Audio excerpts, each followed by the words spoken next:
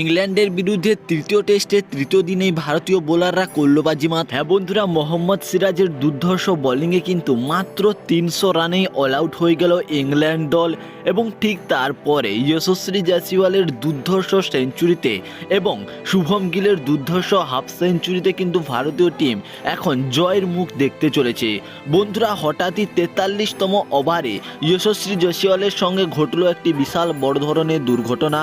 কি সেই দুর্ঘটনা এবং ভারতীয় টিম কিভাবে এই ম্যাচটি জিততে চলেছে, এই সমস্ত তথ্য কিন্তু এই ভিডিওতে আমরা আলোচনা করব। বন্ধুরা, ভিডিওটি শুরু করার আগে তুমি ক্রিকেট সংক্রান্ত এবং আইপিএল সংক্রান্ত সমস্ত নিউজ সবার প্রথম পেতে চ্যানেলটিকে সাবস্ক্রাইব করুন।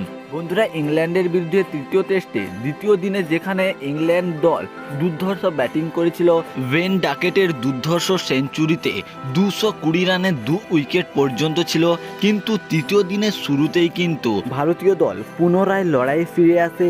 মোহাম্মদ সিরাজ কিন্তু দুর্ধর্ষ 4টি উইকেট নিয়ে মাত্র 319 রানে অল আউট হয়ে যায় ইংল্যান্ড দল, যার মধ্যে বেন ডাকেট 153 রান বানায় এবং ক্যাপ্টেন বেন স্টোক 41 রানের ইনিংস খেলে এবং তখনও পর্যন্ত ভারতীয় দল কিন্তু 126 রানে এগিয়ে ছিল এবং ঠিক তারপরেই কিন্তু ব্যাটিংয়ে আসে ভারতের দুই ওপেনার রোহিত শর্মা এবং যশস্বী জয়সওয়াল।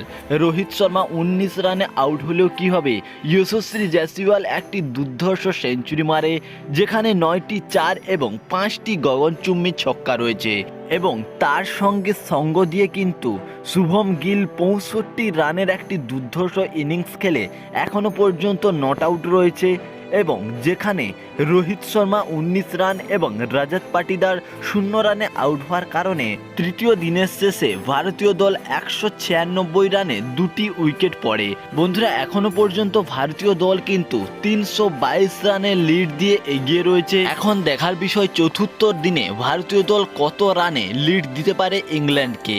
এবং যশস্বী জয়সওয়ালের দুর্ঘটনার কথা বলতে গেলে, যশস্বী জয়সওয়াল সেঞ্চুরি করার ঠিক পরেই কিন্তু তিনি হঠাৎই কোমরে চোট পান এবং কোমরে চোট পেয়ে আর কিন্তু ব্যাটিং করতে পারছিল না এবং তিনি হার্ট রিটায়ার বলে মাঠ থেকে ছেড়ে চলে আসেন এবং যদি চতুর্থ দিনে সুস্থ থাকে কিন্তু তিনি আবারও ব্যাটিং করতে নামবে এবং এটি নিয়ে কিছুটা সমস্যায় রয়েছে কিন্তু ভারতীয় দল।